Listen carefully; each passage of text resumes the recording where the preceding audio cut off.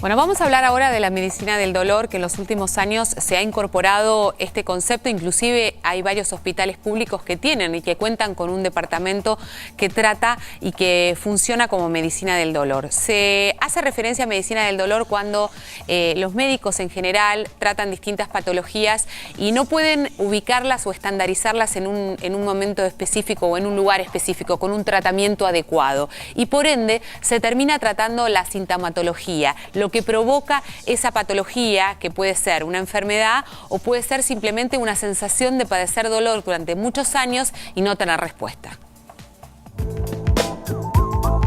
La medicina del dolor es aquella medicina que ejercemos los profesionales expertos en dolor. La experticia es la educación formal que tenemos los anestesiólogos.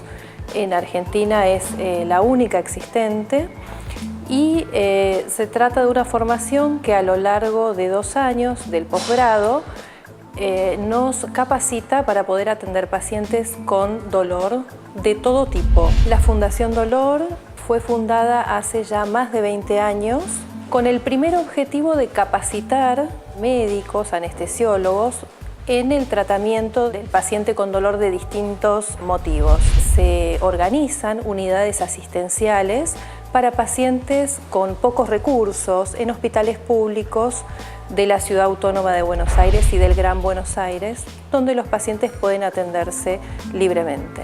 En general, los pacientes necesitan un primer abordaje a cargo del médico clínico, un médico de cabecera, un traumatólogo, porque lo primero es descartar una patología concreta y que necesite una resolución rápida. Es posible que un paciente con dolor crónico concurra cuando no ha podido resolver su cuadro de dolor y el dolor se perpetúa. Se genera un mecanismo de perpetuación que es patológico, un dolor persistente, crónico, que no resuelve. El tratamiento, cuanto más precoz se hace, más posibilidades tiene de ser exitoso. Dentro de los pacientes oncológicos, nuestra intervención es acompañar la vivencia de ese paciente, intentar resolver el dolor y los síntomas que acompañan muchas veces a las enfermedades oncológicas y a los tratamientos, que no son fáciles.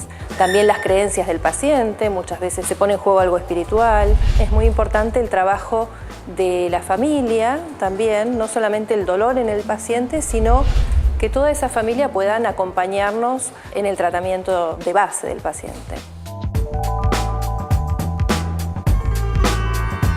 Y esto muchas veces provoca mucha más angustia de la que ya se tiene, ¿no? El no poder encontrar un paliativo que pueda suspender por algunas horas, aunque sea un dolor intenso, persistente, que me acompaña durante muchos años, por ejemplo. Sí, y esto no solamente, como decía la doctora, tiene que ver con enfermedades oncológicas. Claro. ¿Sí? La medicina del dolor vuelca su sabiduría sobre muchas enfermedades de distintos orígenes, en distintos lugares del cuerpo, de distintas edades del paciente, de distintas proyecciones de tratamiento, así que no es solamente para la cuestión oncológica. Vamos a hablar de algo tan sencillo como, por ejemplo, puede ser un dolor de ciática o un dolor de espalda que acompaña a una persona muchos años y que genera también un desequilibrio emocional enorme, porque no solamente lo incapacita a realizar sus actividades habituales, sino que es esta sensación de que este dolor está permanente, está ahí presente, es desesperante. Sí, ¿cuántas veces hablamos de la fibromialgia?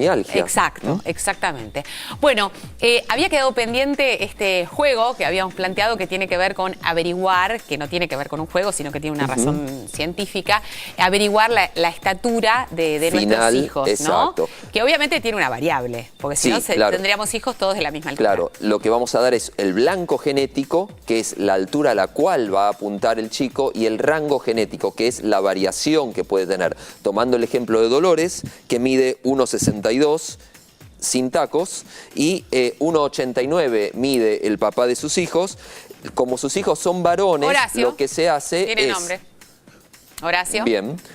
Como sus hijos son varones, lo que se hace es sumar la estatura de Dolores más la estatura de Horacio más 12,5, y eso sacamos el promedio y nos da que sus hijos varones medirán 1,81 más menos 9 centímetros. Esos más menos 9 centímetros dependen de la alimentación, si se enferman o no se enferman, cuánto tiempo se enferman, en qué momento de su vida se enferman, si son chicos saludables, si hacen actividad física. Ahora, si Dolores tuviera una hija mujer, la estatura final de su hija mujer daría 1,70, esto se saca la altura de Dolores más la altura de Horacio menos 12,5 y se divide también por 2 y me da 1,70 más menos 9, da 1,79 a 1,61. Te hago una consulta, ¿ese más menos 9 puede superarse? ¿O nunca se supera? ¿Se entiende lo que digo? Sí, porque a propósito, esto surgió de la consulta de esta chica que decía que efectivamente temía seguir creciendo demasiado. Claro. Entonces, supongamos que este blanco genético de L no llegaría a más de 1,69. Sí. ¿Puede sobrepasarlo de todas maneras? Sí, por puede llegar, circunstancia? puede llegar a sobrepasarlo. Estamos hablando de una población que no tiene ninguna patología que altere su crecimiento. Perfecto, está bien. Bueno, ya saben entonces, tienen un juego para descubrir cuál es la edad de sus... ¿Cuál va a ser la altura final de sus hijos? Gracias. De nada. Gracias. Estamos llegando a fin de año. Mañana hablamos de la bebida. Mañana vamos a develar la encuesta a propósito de las bebidas que vos utilizás en estas fiestas, entre otras cosas, para brindar. Y tendremos la presencia de un enólogo que nos va a contar las virtudes de cada una. Pero no para rescatarlo, sino para justamente saber qué es lo que vos estás consumiendo de verdad. ¿Qué es lo que te gusta? ¿Con qué te gusta brindar? A mí me gusta la sidra. ¿Te gusta la sidra? No me gusta mucho el champán. ¿Te gusta la sidra? Es muy rica la sidra. Muy rica la sidra. Bueno, nos despedimos, nos tenemos que ir. Que tengan un lindísimo día. Nosotros estaremos mañana aquí a las 9 en la televisión pública. Chau.